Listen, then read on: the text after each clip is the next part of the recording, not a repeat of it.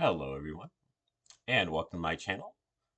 Uh, we do educational videos, and we check into great theories, concepts, and discoveries that you might not be familiar with, points of view that you haven't heard before, things that the powers that be don't want you to know about, but uh, they are impactful theories that would really benefit your life if you only knew. Um, and this is a feature that we have called Your Blind Side, which is targeted at the Patriot and Diggers and Anons Q followers out there who are participating in the info war and are doing their digs and maybe don't have time to pay attention to some larger issues that might come back to nip them in the bud in the future. And so I'm trying to watch your back so that you at least know about these things a little bit ahead of time. And the main issue that I see and that I've been talking about is that uh, we are going to defeat the globalists. But um, that really isn't the um, be all end all. That is just the first step. And it's taken a long time and it has required great commitment, especially for the Anons, because they've borne a lot of the burden of the general ignorance of the rest of the population and kind of had to shoulder the burden for um, kind of all the ridiculous psyops that have occurred in order to wake the rest of everybody up. And a lot of the, uh, you know, painful stuff has been, thrust upon the ones who actually were closer to being awake.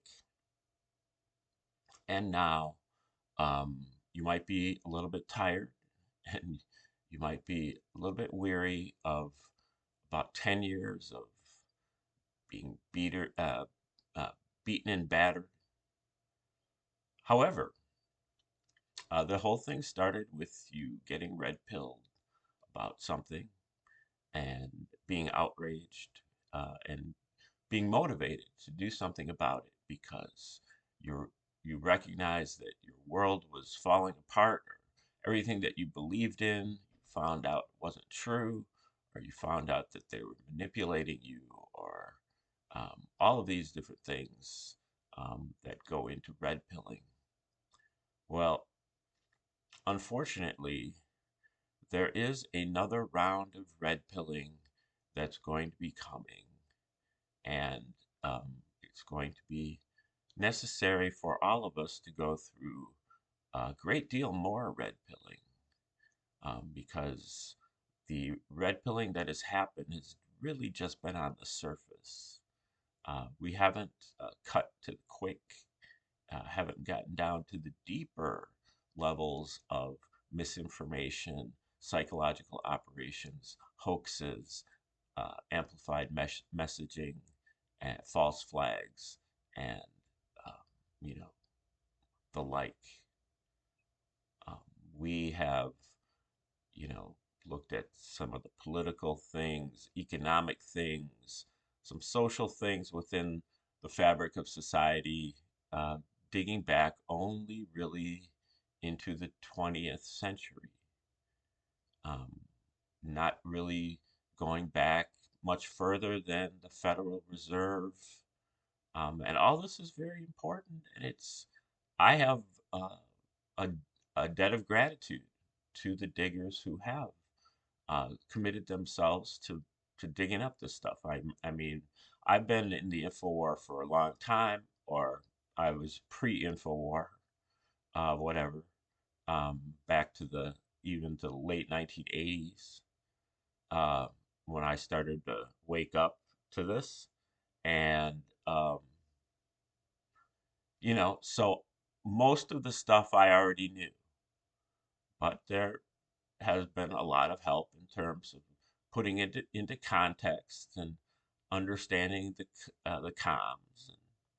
And, I'm grateful for that, but it's not been enough. It has been so far, but once the info war is over, which it is, the game's over. It's just that they haven't mopped it up yet. But I would suggest kind of starting to extract yourself from it because it's really not for you at this point. There are other people out there that need the wake up calls, um, but you're probably not one of them. You need to redeploy yourself into getting ready for the next phase. And really, the next phase is okay, if you're in control now, your instrument, your side is kind of in power. Well, then you have to have something that everybody can agree upon, something that a platform that you can move forward on, um, that will not be uh, roundly criticized. It's a lot easier to stand on the outside and criticize what's going on than to actually implement something. And that's why whenever you criticize something, you really need to have an alternative that you can put in its place, or else your criticism is just kind of empty. It's kind of just like whining. Well, if you are all of a sudden not put in control, what can you do? What can you offer that's any better than what is going on right now? And I don't believe that this movement has that because of the Christian fanaticism that is involved in the movement.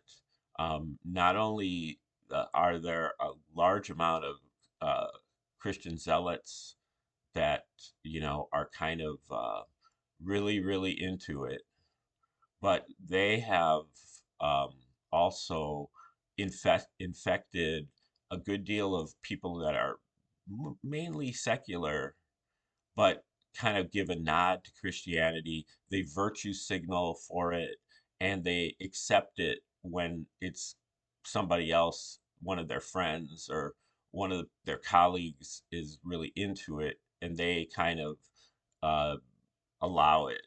And the problem is that it's not true. Christianity is a psychological operation, just like everything else is.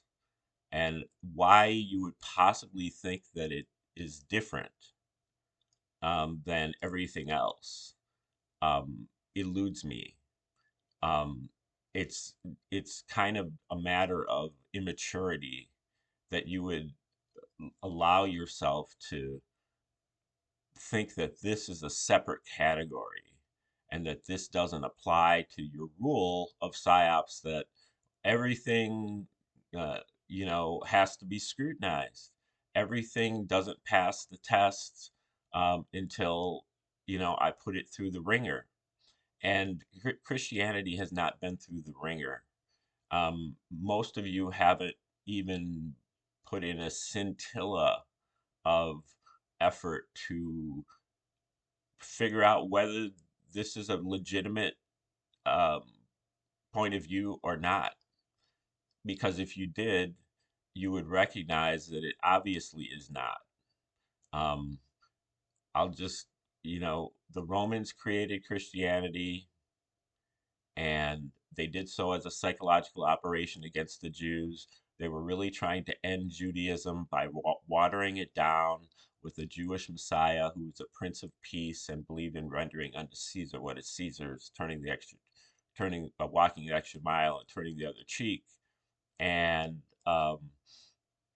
they put a lot of poison pills into the New Testament, which you can really only decode if you read Josephus's book called War of the Jews, which was admittedly um, issued by the Caesars as an official story of the war between the Jews and the Romans from 66 to 73 AD, which is what was the impetus for the Romans to come up with this psyop so that there would be no future wars like this. That took 7 years for the Romans to put down the revolt. And there are many other reasons, but the psychological operation is sweeping, ongoing, still going on. And but especially back then, the Romans wrote everything. And for you to even consider to think that a bunch of illiterate fishermen, tax collectors, um, were writing in Greek in Palestine uh, and getting documents widely circulated is already a red flag.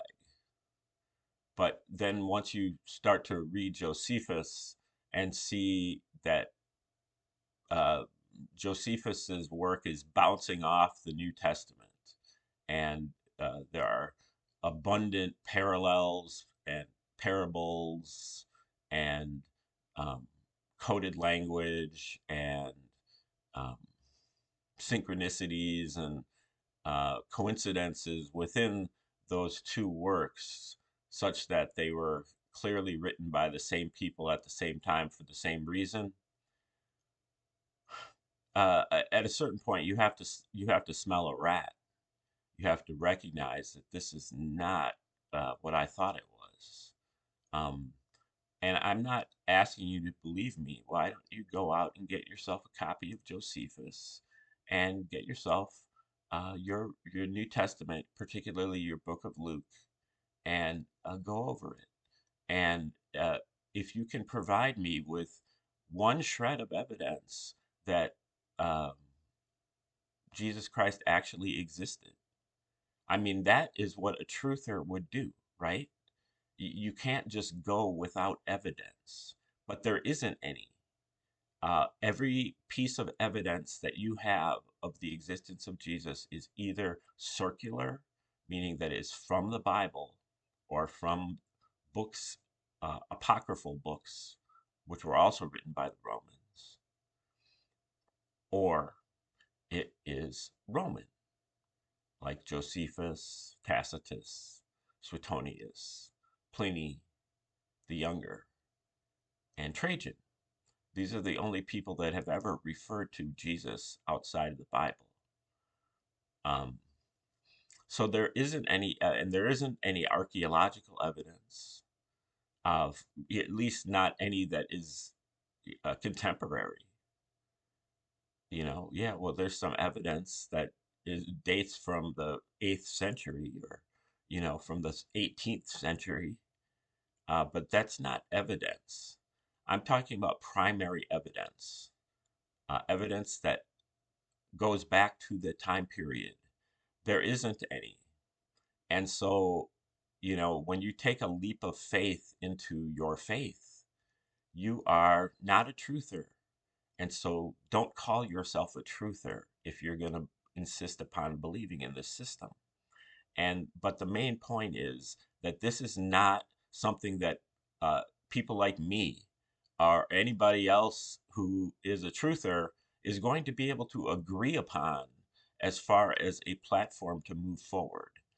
Uh, I would suggest that people look into deism.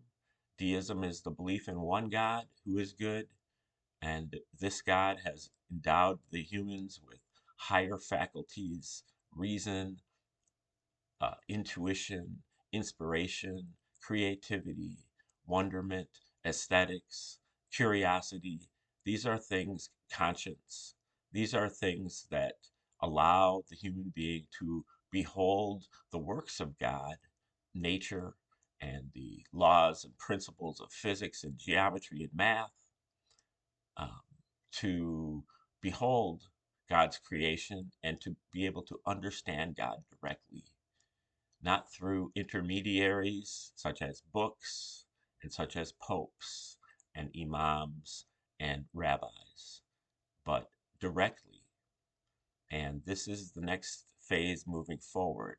We all have to be um, responsible for our own religion, our own spiritual uplifting, and we can't be listening to these authority figures about that.